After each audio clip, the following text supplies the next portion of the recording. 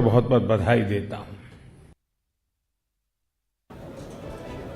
और महाराष्ट्र के सियासी बहरान पर एनसीपी का सख्त मौकफ सामने आ गया है, जिस पर अभी हम बात कर रहे थे।